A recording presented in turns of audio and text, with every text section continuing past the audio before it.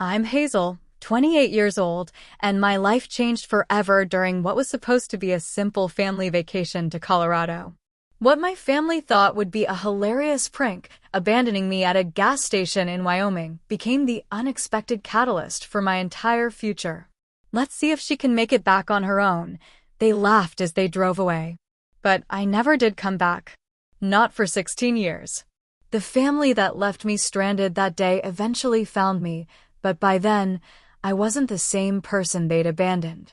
Before I dive into my story, let me know where you're watching from in the comments, hit that subscribe button, and join me as I share how being left behind led me to find myself.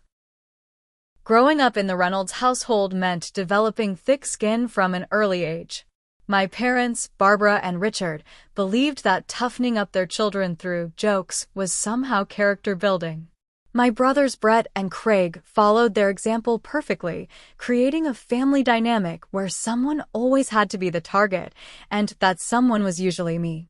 Our family album is filled with photos capturing moments that looked like celebration, but felt like humiliation. My 10th birthday party where they tricked me into believing no one was coming, only to surprise me after I'd spent hours crying. My middle school graduation where they pretended to forget and showed up late intentionally.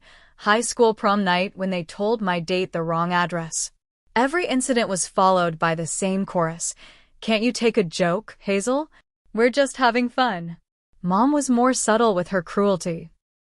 She'd make backhanded compliments about my appearance, especially as I entered my teenage years. That dress would look beautiful on you if you lost 15 pounds, or your face would be pretty if you smiled more and fixed your skin. Dad's approach was more direct. He'd simply laugh the loudest when one of my brothers pulled a prank on me. Brett, the oldest at 32, worked in Dad's insurance firm and was being groomed to take over someday. Craig, 30, handled the marketing side of the business. Both had absorbed our parents' attitude that emotional torment was somehow bonding. Family dinners often featured detailed recounting of the latest, hilarious prank they'd pulled on a colleague or friend. I'd just graduated from college with a graphic design degree 3 weeks before our fateful Colorado trip. The unspoken expectation was that I'd join the family business too, designing their marketing materials and websites. I'd already expressed interest in applying for jobs at creative agencies in Chicago, where we lived, but my parents dismissed this as unrealistic.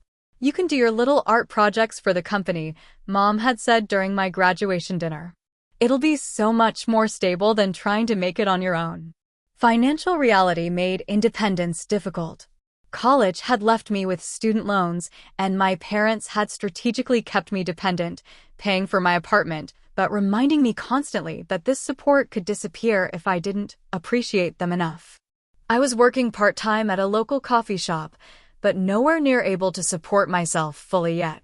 The Colorado trip was supposedly a celebration of my graduation, a week in a rented cabin near Rocky Mountain National Park. From the moment we piled into our family SUV, the atmosphere was tense. Did you remember to pack a brain this time, Hazel? Craig joked as I loaded my suitcase. Remember when she forgot her swimsuit during the Florida trip?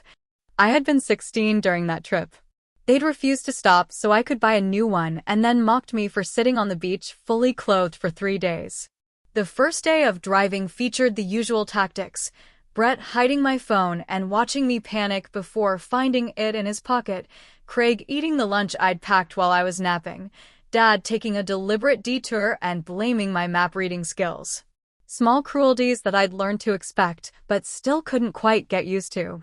That night at the hotel in Nebraska, I overheard them in the adjoining room. She's too sensitive, Mom was saying. The real world is going to eat her alive if she doesn't toughen up. Maybe this trip will finally teach her to stop being such a pushover, Dad replied. I went to sleep with a knot in my stomach, trying to stay positive. Just 5 more days, I kept telling myself. Then I could focus on job applications and finally start building my own life. I had no idea how prophetic that thought would be, or that the next day would be the last time I ever traveled with my family. The second day of our road trip began with an unusually pleasant atmosphere. Looking back, I should have recognized this as the calm before the storm. The family being nice right before executing a particularly cruel prank was a familiar pattern. We crossed from Nebraska into Wyoming around noon, the landscape shifting to rolling plains with mountains visible in the distance. "We need to fill up," Dad announced as we approached a small town called Pine Ridge. The gas station he pulled into was one of those independent places with a small convenience store attached, sitting on the edge of town with nothing but open land surrounding it on three sides. "I'm going to use the restroom and grab some snacks," I told them as Dad started pumping gas. "Anyone want anything?" "Get me a Coke," Brett said, not looking up from his phone. "Grab me some beef jerky," Craig added. Mom just shook her head, busy reapplying her lipstick in the visor mirror. Inside, I used the restroom and then spent a few minutes selecting snacks. The store was empty except for the cashier, a woman in her 40s with kind eyes and a name tag that read Miranda. I paid for the family's requests plus a bottle of water and some chips for myself. "You folks just passing through?" Miranda asked as she handed me my change. "Yeah, heading to Colorado for vacation," I replied with a smile. "Well, enjoy your trip," she said. Those ordinary words would echo in my mind for years afterward, the last normal moment before everything changed. I pushed open the door to the parking lot, juggling the bags of snacks, and stopped dead in my tracks. The spot where our SUV had been parked was empty. I blinked, momentarily confused, thinking I'd somehow gotten turned around and was looking in the wrong direction. But a quick scan of the entire lot confirmed what seemed impossible. My family was gone. My first thought was that Dad had moved the car to the air pump or another part of the station. I walked around the small building, checking every corner of the property. Nothing.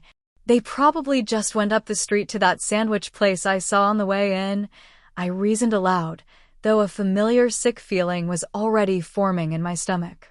I pulled out my phone and called Dad. It rang until voicemail. Same with Mom. Then Brett. Craig answered on the fourth ring. "Where are you guys?" I asked, trying to keep my voice steady. The sound of laughter came through the phone. "Oh, we're about 20 miles down the road now," he said, not bothering to hide his amusement. "What?" "Turn around and come get me." My voice rose with panic. "Let's see if she can make it back on her own." I heard Brett yell in the background, followed by more laughter. "Craig, this isn't funny. Tell Dad to turn around now." I was pacing now, my heart racing. "Check your messages," he said before hanging up. A text from Brett had come through while I was on the phone. It contained a photo of all of them in the car, grinning widely, with the caption, "Survival of the fittest, sis. Find your way home." I called back immediately. Voicemail. Called Mom. Voicemail. Dad. Voicemail. Brett. Voicemail. They had all blocked my number. I stood in the parking lot, the Wyoming sun beating down on me, as the reality of my situation slowly sank in. They had left me. Deliberately. In a town I'd never heard of, in a state where I knew no one, with nothing but my purse and the clothes on my back. I checked my wallet. $43 in cash, my debit card with maybe a couple $100 in my account, and my ID. My suitcase with all my clothes and toiletries was in the trunk of the SUV. My phone battery was at 18%. As the afternoon wore on, I sat on the curb outside the gas station, cycling through disbelief, panic, and rage. I kept checking my phone, expecting a message saying they were turning around, that the joke had run its course. Instead, I received a group chat photo of them at dinner in a restaurant, with the caption, "Wonder if Hazel found dinner yet?" Rolling on the floor laughing. Miranda approached me cautiously as she was ending her shift. "Honey, you've been sitting here for 3 hours. Are you okay?" The simple question broke the dam. Through tears, I explained my situation. "Your family left you here?" "On purpose." Her incredulity mirrored my own. "They think it's funny," I said, wiping my eyes. "A character-building exercise or something. They've done things like this before, but never this bad." Do you have anyone you can call? Friends back home. I shook my head. My closest friend moved to California last month. I don't know anyone who could drive all the way out here. The isolation that my family had cultivated around me subtly discouraging close friendships, making me dependent on them, had never been more apparent. Night was falling, the temperature dropping with the sun. My phone battery was now at 8%. I had one more call to make. Dad answered, surprisingly. Have you learned your lesson yet? He asked without preamble. What lesson? That I can't trust my own family.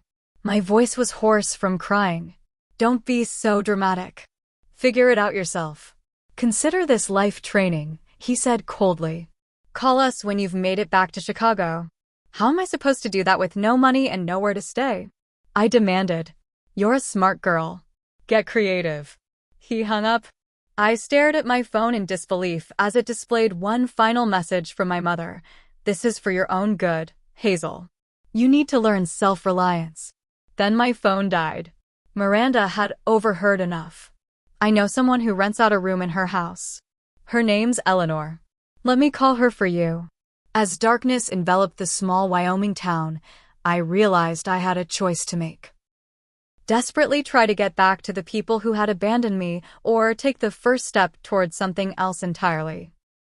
Eleanor turned out to be a silver-haired woman in her 60s who lived in a small yellow house 3 blocks from Pine Ridge's Main Street. Her spare room was simple, a twin bed, a dresser, and a small desk, but it was clean and felt safer than any option I'd considered during my panicked afternoon. Miranda explained your situation, Eleanor said as she showed me around.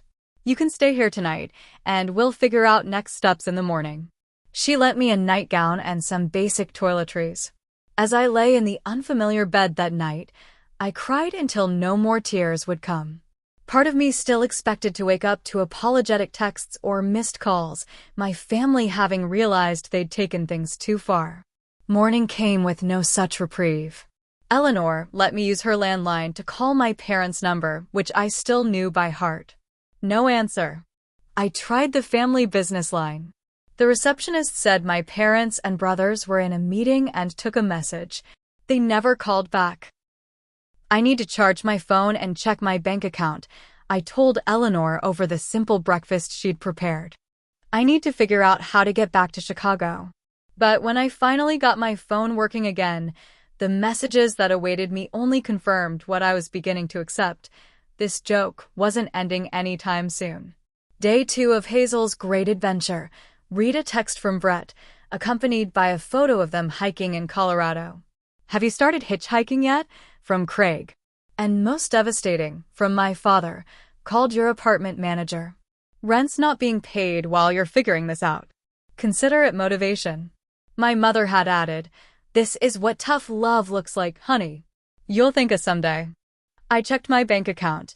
$237.42. Not even enough for a bus ticket back to Chicago, let alone first and last month's rent on a new place when I got there. Eleanor found me sitting on the porch steps, staring blankly at my phone. Bad news, she asked gently. They're not coming back, I said, my voice hollow. And they've stopped paying for my apartment. I have nowhere to go back to. Instead of the pity I expected, Eleanor's face showed something closer to determination. Then you stay here until you figure out your next move. I charge $300 a month for the room, but you can work at my bookstore to cover it until you get on your feet. Your bookstore. Pages and Poems on Main Street. I could use help a few days a week. It doesn't pay much, but it's something. That afternoon, Eleanor showed me around the small bookstore she'd owned for 30 years. It was charming but clearly struggling, with outdated signage and a barely functional website she'd paid a nephew to create years ago. I also need a job that pays actual money, I told her. For food and saving up to figure out what's next. The next day, I applied at every business in downtown Pine Ridge. By sunset, I had a waitressing job at the Pinewood Diner, working the breakfast and lunch shift 6 days a week. My first week passed in a blur of exhaustion and periodic crying jags. I worked from 6 a.m. to 2 p.m. at the diner, took a short break, then helped Eleanor at the bookstore until closing. Every night, I checked my phone, and every night, the messages from my family became more sporadic and less apologetic. "Still waiting for that call saying you've made it home," my dad texted on day 5. By the end of the second week, they'd stopped messaging altogether. My diner coworker Amber found me crying in the break room after my shift one day. At 25, she was a single mother working 2 jobs, and she recognized the look of someone at the end of their rope. "Family trouble?" she asked, sitting beside me. The whole story poured out of me, the years of jokes, the abandonment, the callous texts. When I finished, Amber was quiet for a long moment. Then she said something that changed my perspective entirely. "Sounds like they did you a favor by leaving you here." "What?" "Those aren't pranks, Hazel. That's abuse. And now you have a chance to build a life without it." That night, I made a decision. I wasn't going to desperately scramble to get back to Chicago. I wasn't going to beg for the return of a family that had proven, repeatedly, that they didn't truly care about my well-being. I was going to stay in Pine Ridge. At least for now. The next day, I used the bookstore's computer to email my college professors, explaining my situation and asking for references. I created a new email address, one my family didn't know. I began researching how to replace my ID documents, which were back in my apartment in Chicago. "You're good with design, right?" Eleanor asked me one evening as we were closing up. The store could use new flyers and maybe some social media help. It was the first chance I'd had to use my degree since graduating. I created a fresh, modern flyer for an upcoming author event, and Eleanor was thrilled with the results. "You should meet Mason," she said. "He does web development for businesses around town. He might have some work for someone with your skills." Mason turned out to be a bearded 30-something who worked remotely for tech companies while living in the small town for its low cost of living and outdoor access. He took one look at my portfolio from college and nodded approvingly. "I could use someone to handle the visual side of some client projects," he said. "I'm terrible at anything requiring artistic talent. Want to learn some coding while you're at it? Might make you more marketable." For the first time since being abandoned, I felt a glimmer of hope, not just for survival, but for building something meaningful. My family had thrown me away, expecting me to come crawling back. Instead, I was finding my footing on my own terms. As my first month in Pine Ridge came to a close, I received a final text from my mother. "This silence is very immature, Hazel. Call us when you've grown up." I blocked their numbers, one by one, and turned my focus toward the future. The downtown of Pine Ridge consisted of just 4 blocks of businesses, with the Pinewood Diner anchoring one end and Pages and Poems bookstore near the other. Between my shifts at both places, I quickly became a familiar face to the locals. People stopped asking if I was just passing through and started greeting me by name. "Morning, Hazel," became a regular chorus as I hurried down Main Street from the diner to the bookstore.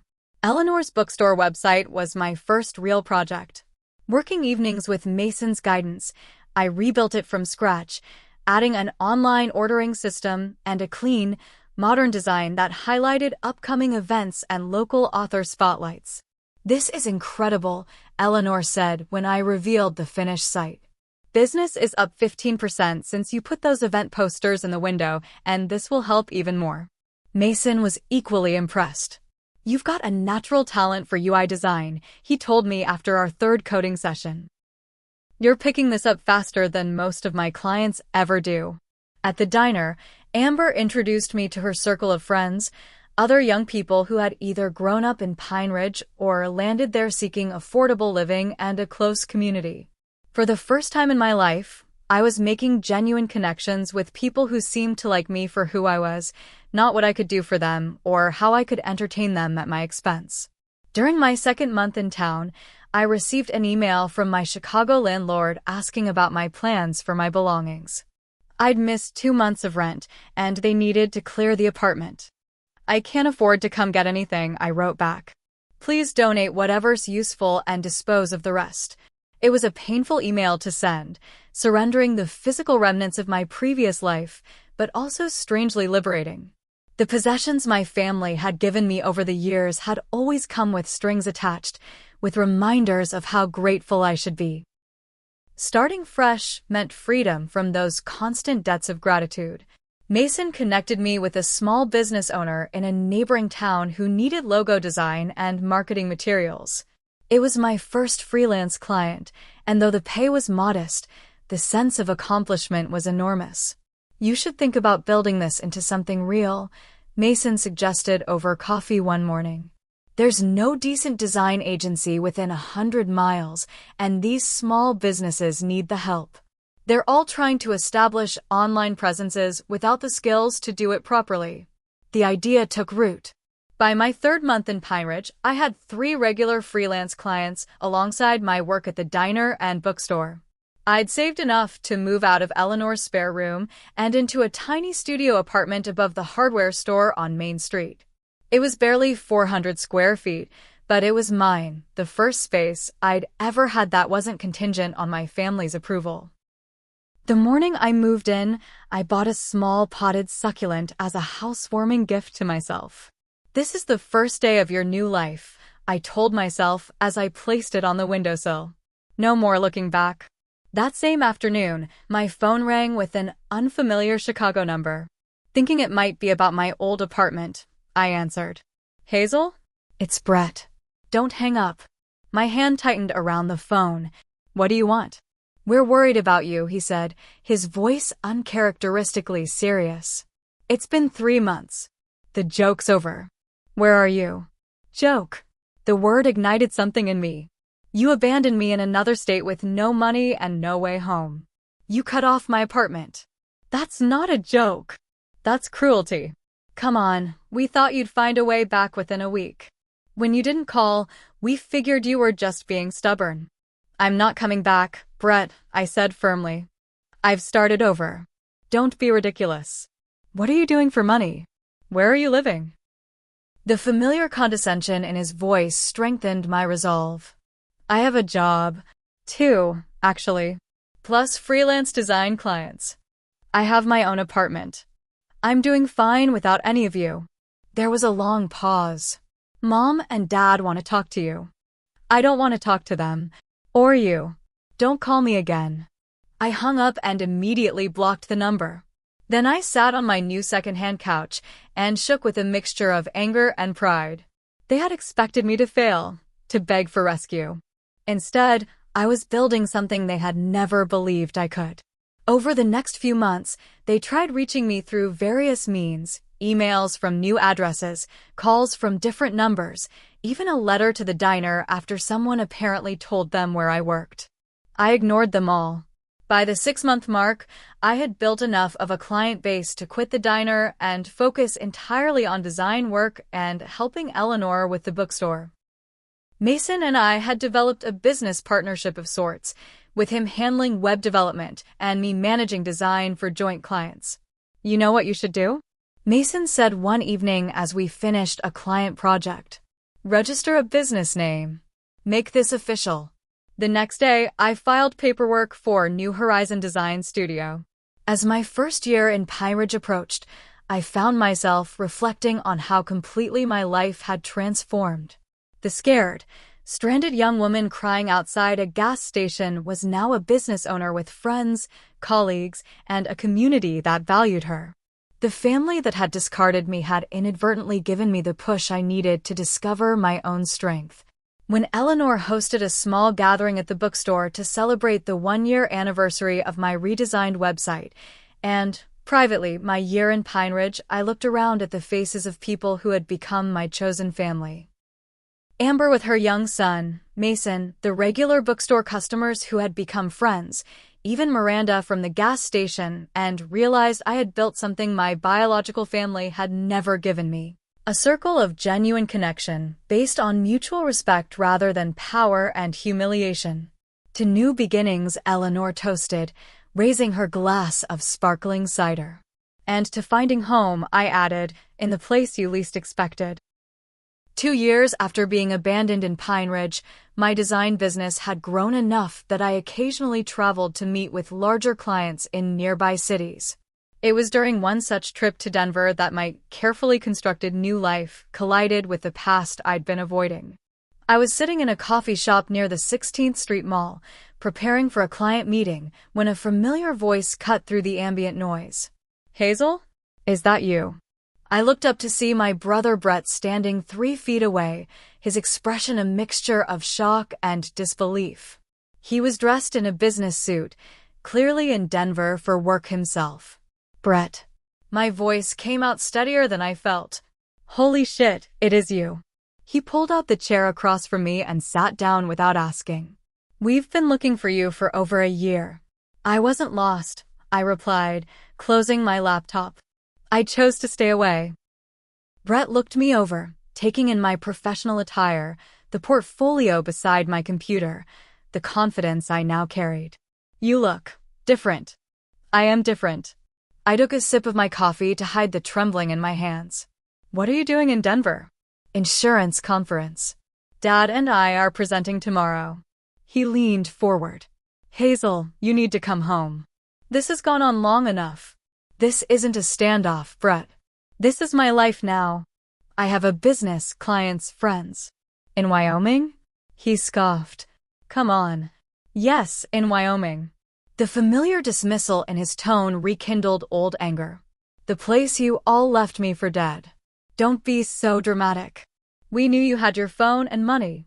"I had $43 and a phone that died the same day you abandoned me," I said flatly. "You cut off my apartment. You left me with nothing." Brett had the decency to look uncomfortable. "Look, things got out of hand. We thought you'd find a way back within a few days, a week tops. When you didn't call, Dad figured you were staying with a friend, teaching us a lesson. By the time we realized you really weren't coming back, it had been 6 months. And then you started looking for me? Out of concern." The skepticism in my voice was clear. "Mom was worried sick. She couldn't sleep." Strange, since she texted me that abandoning me was tough love and I should grow up. Brett sighed. "Can we start over? The family misses you. Dad's retiring next year, and he wants to make amends before he does." "Make amends?" I gave a short, humorless laugh. "For a lifetime of humiliation disguised as humor, culminating in abandonment? How exactly does he plan to do that? Just come back for a visit. See everyone. They've changed, Hazel. Years of suppressed emotions, the hurt, the anger, the sense of betrayal, suddenly rushed to the surface. They haven't changed, Brett. And neither have you. You're sitting here in another state, trying to convince me that deliberately leaving your sister stranded was somehow justified. That I should just forgive and forget because it's convenient for all of you now." My voice had risen, and nearby customers were glancing our way. I didn't care. Do you have any idea what that felt like? To stand in that parking lot realizing my family had decided I was disposable? To see those texts laughing about whether I'd found dinner while I was panicking about where I would sleep? Brett's expression hardened. "Keep your voice down. You're making a scene." "A scene? That's what you're worried about." I stood up, gathering my things. "This conversation is over." Brett grabbed my wrist. "You don't get to walk away.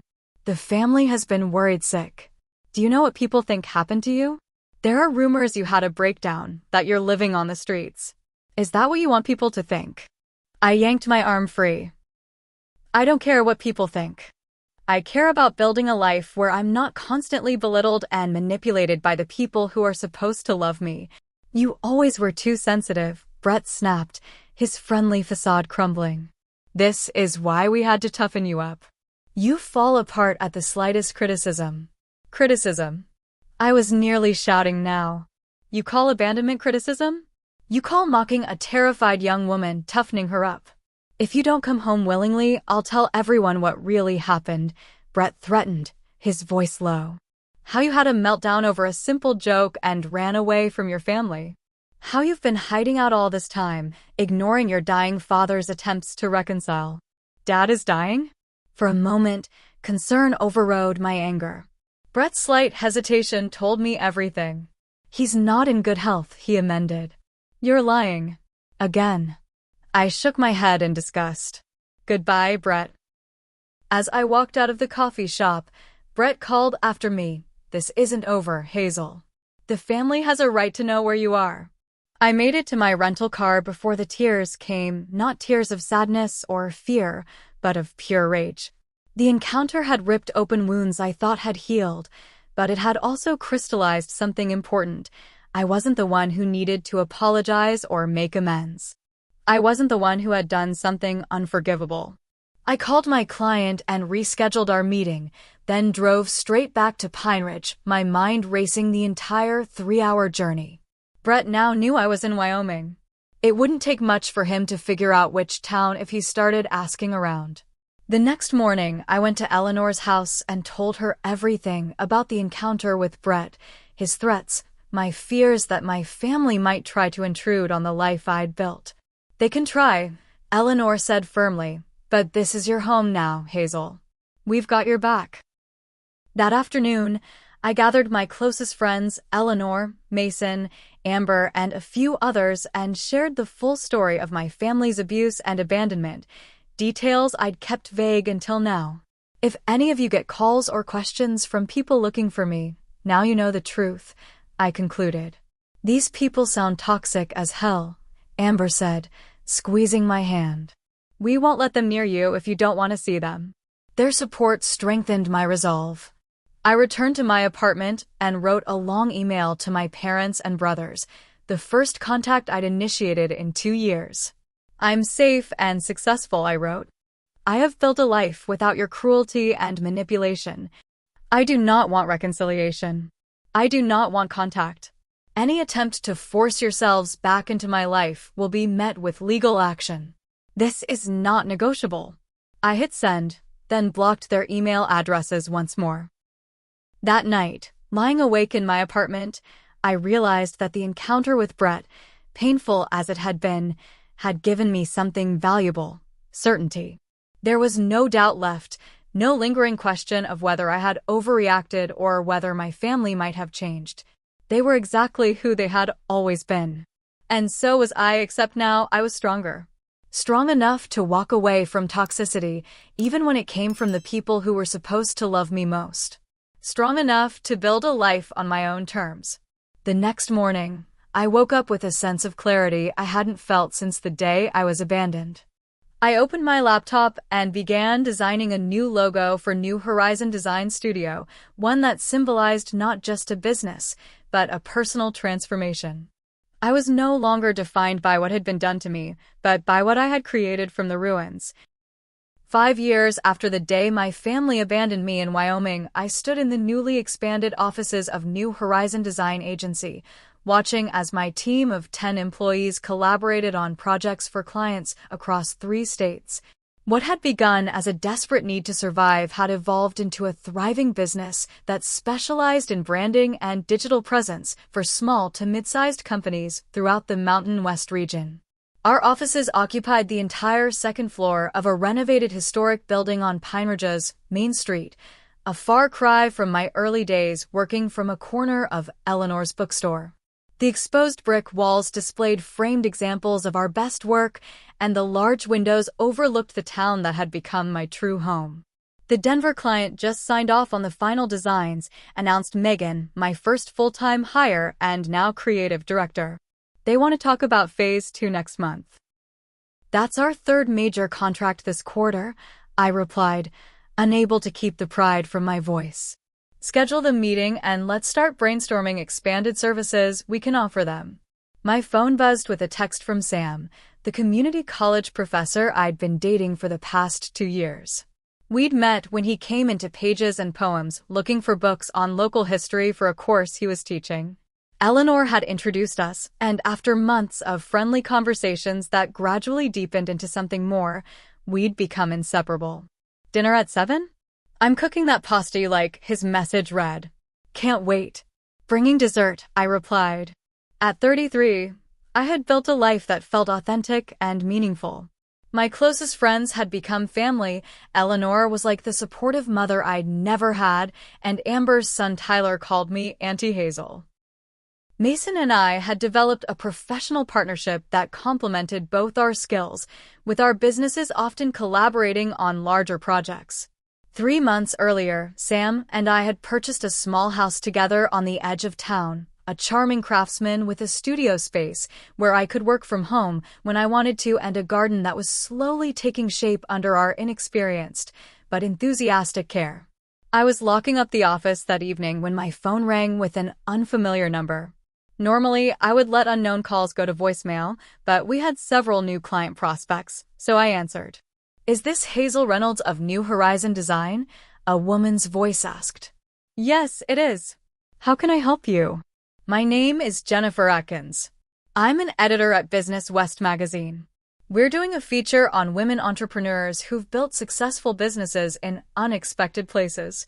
Your agency was recommended to us multiple times during our research." The interview she requested led to a 4-page spread in the magazine 3 months later, featuring photos of our office, my team, and me standing confidently in front of the business I'd built from nothing. The article told the story of a young designer who had moved to a small Wyoming town and identified an unmet need for professional design services in rural communities. I had shared only the broad strokes of my journey with the magazine, omitting the abandonment and family estrangement. Those details belonged to me, not to public consumption. But the piece emphasized how I had arrived in Pine Ridge with almost nothing and built something substantial through determination and community support. 2 weeks after the magazine hit newsstands, the emails began arriving, first from my mother, then my father, then each of my brothers. Subject lines ranged from "We need to talk" to "Saw your article" to "Please respond." I deleted them all without reading them. Then came the phone calls to the agency, which my office manager fielded with the instructions I'd given her years ago. "Ms. Reynolds does not accept personal calls from these numbers." I thought that would be the end of it, but I underestimated my mother's determination. On a Tuesday afternoon, I returned from lunch to find Barbara Reynolds sitting in our reception area, looking older but just as put together as I remembered. "Mom," I said, stopping in the doorway. "How did you find me?" She stood, smoothing her expensive slacks. "The magazine article had your business address." Her eyes tracked over me, noting my professional attire, my confident posture. "You look well." "I am well," I replied, my voice neutral. "Why are you here? Can we talk somewhere private?" I considered refusing, telling her to leave and never come back. But after 5 years of healing and growth, I found I was curious rather than afraid. What could she possibly have to say that would matter now? "My office," I said, leading her down the hallway past curious employees who had no idea of the significance of this visitor. Once the door closed behind us, Barbara took in the awards on my wall, the view from my window, the evidence of success all around. "This is impressive," she admitted. "The magazine didn't do it justice." "Thank you," I said, remaining standing. "But I doubt you came all this way to compliment my office." Barbara's composure cracked slightly. "We've been trying to find you for years, Hazel. Your father hired a private investigator after Brett saw you in Denver, but you'd covered your tracks well." "I wasn't hiding," I corrected her. "I was living my life." "There's a difference." "We made a terrible mistake," she said, her voice breaking. "What started as a stupid prank went too far, and then pride and stubbornness kept everyone from admitting it. By the time we realized how serious it was, you were gone." "It wasn't just the abandonment," I said quietly. "It was a lifetime of cruelty disguised as humor.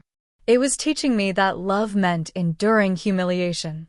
It was creating a family dynamic where someone always had to be the target." Tears welled in my mother's eyes. "I know. I see that now." She reached into her purse and pulled out a tissue. "Your father would never admit it, but when we saw that magazine article, you building this successful business, looking so confident and happy, it forced us to face what we'd done. Not just that day in Wyoming, but your whole life." "What do you want from me, Mom? Forgiveness? A family reunion?" "I want a chance," she said simply. "A chance to know the woman you've become. A chance to be better than I was. I studied her, looking for the manipulation that had characterized our relationship for so long. Instead, I saw something unfamiliar, genuine regret. I can't give you what you want, I said finally. Too much has happened. But I can tell you that I'm happy here. I've built a good life with good people who value me. And knowing that should be enough. Barbara nodded slowly, wiping her eyes. Your brothers want to see you. Your father too, though he'd never ask. I'm not ready for that, I told her. I may never be ready. And that has to be okay. She stood to leave, then hesitated. You were always the strongest of us all, Hazel. It just took us losing you to realize it. After she left, I sat at my desk for a long time, processing the encounter. There was no dramatic reconciliation, no falling into each other's arms with forgiveness and tears.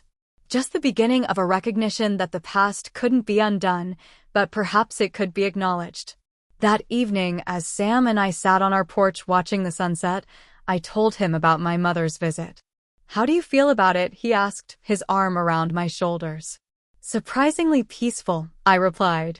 For so long, I was defined by what they did to me. Today, I realized that chapter truly is closed. I'm not the abandoned daughter anymore. I'm just Hazel, business owner, community member, partner. I turned to smile at him. And I like who I've become. The next day, I sent my mother a brief email with a single photo attached me with my team outside our office building. No invitation to visit again, no promises of reconciliation. Just a glimpse of the life I'd built, the person I'd become.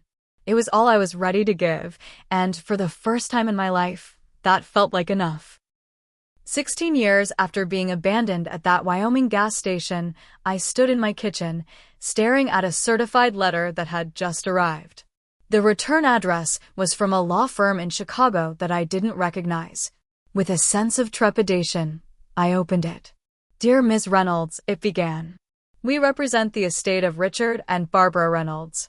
We are writing to inform you that Reynolds Insurance Group has been sold, and as per your parents' instructions, the proceeds are to be divided equally among their 3 children.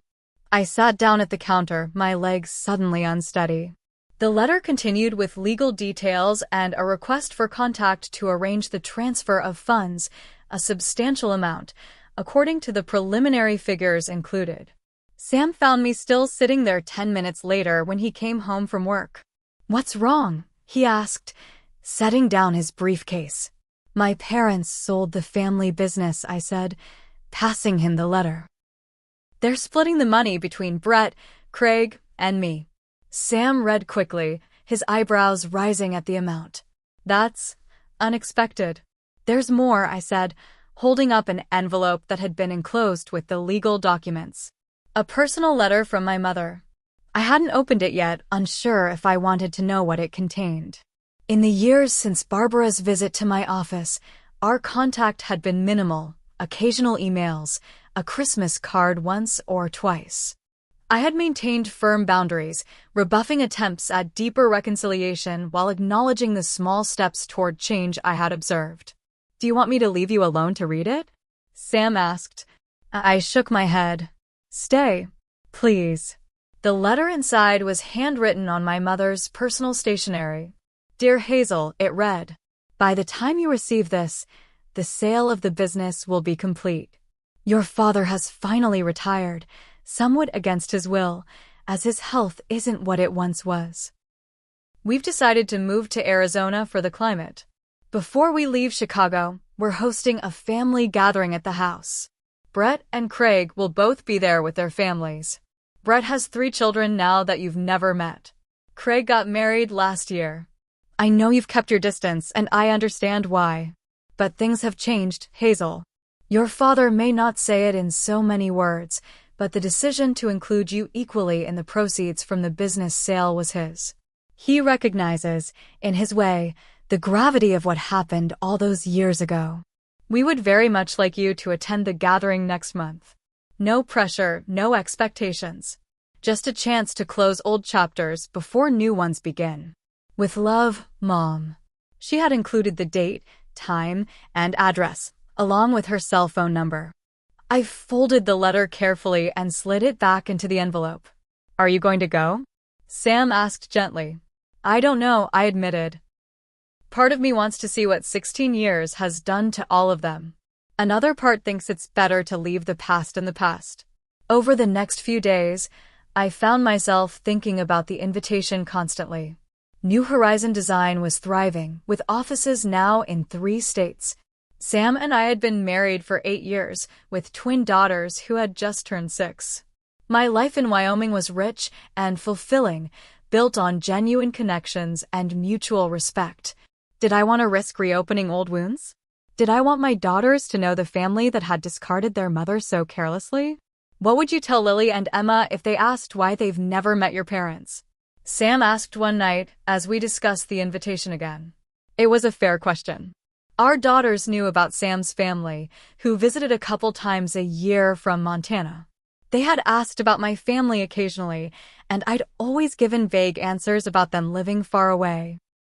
I would tell them that sometimes families hurt each other in ways that can't be easily fixed, I said slowly. But I would also tell them that people can change, and that forgiveness is possible even without forgetting. "Do you believe that?" Sam asked. "That your family has changed?" I thought about the tentative emails over the years, the careful respect for my boundaries, the equal inheritance that could have easily excluded me. "I think they've tried," I said finally. "Whether it's enough, I don't know." After much deliberation, I decided to attend the gathering, but on my terms. I would go alone, leaving Sam and the girls in Wyoming. I would book a hotel rather than staying at the family home. And I would limit my visit to just the day of the event, flying in that morning and out the next. The house looked exactly as I remembered it, a large colonial in one of Chicago's affluent suburbs. As the Uber dropped me off, I took a deep breath, straightened my shoulders, and walked up the familiar path to the front door. My mother answered my knock, her face lighting up with carefully restrained joy. "Hazel, you came." "I did," I said, accepting her brief hug with what composure I could manage. The gathering was smaller than I expected, just my parents, my brothers, and their immediate families.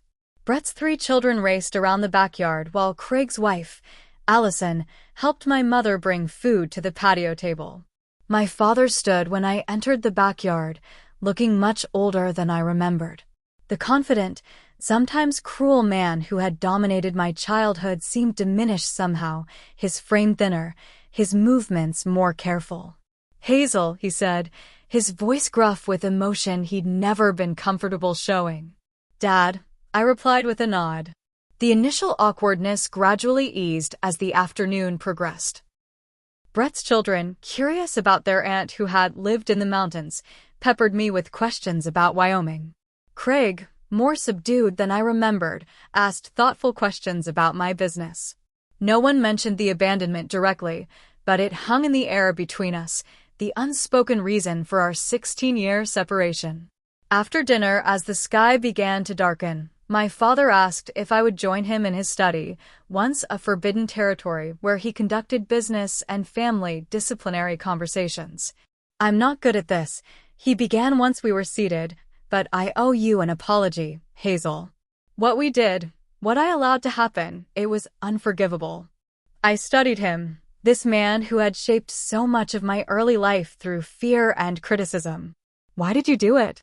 I asked, the question that had haunted me for years. He was quiet for a long moment. "My father was cruel to me," he said finally. "He called it toughening me up." I thought that's what fathers did. What families did. It wasn't until you were gone, really gone, that I began to see how wrong it was. It wasn't a complete answer, and it certainly wasn't a sufficient excuse. But it was honest in a way my father had never been with me before. "I built a good life," I told him. "Despite everything." "I know," he said, nodding. "I've followed your company online. You've done well for yourself. Better than any of us expected." "That was part of the problem," I said quietly. "Your expectations. They were always about what I couldn't do, never what I could." He looked down at his hands. "I was wrong. about many things. It wasn't the emotional reconciliation scene from a movie. There were no tears or dramatic embraces. Just a quiet acknowledgement between two adults that mistakes had been made, harm had been done, and lessons had been learned. When I left Chicago the next day, I didn't know if I would ever return. I didn't know if the tentative connections reestablished over that brief visit would grow or wither. But I knew that I had faced my past without being diminished by it, that I had shown my family not just that I had survived without them, but that I had thrived. Back in Wyoming, as Sam and the girls welcomed me home with hugs and questions about my trip, I felt a sense of completion. The abandoned young woman at the gas station had completed her journey, not by finding her way back to those who had discarded her, but by creating a life so full and rich that she could face them as an equal, undiminished by their past cruelty. That night, after the girls were asleep, Sam and I sat on our back deck, looking at the stars visible in the clear Wyoming sky. "Did you find what you were looking for?" he asked. "I think so," I replied. Not forgiveness, exactly. But closure. The understanding that what happened shaped me but doesn't define me anymore. I thought about all the ways my life had changed since that day 16 years ago, the business I'd built, the family I'd created, the community I'd joined. None of it would have happened if my family hadn't made their cruel joke. Sometimes the worst things that happen to us lead us to the best versions of ourselves. Sometimes being left behind is the first step toward finding your way forward. Have you ever experienced a moment when something painful ultimately led you to something better? Share your story in the comments. Life has a way of revealing its purpose in the most unexpected ways, and I'd love to hear how that's played out for you. Don't forget to like, subscribe, and share if my journey resonated with you. Remember, sometimes the family you choose is more important than the family you're born into. Thank you for being part of my journey, and I wish you strength and peace on yours.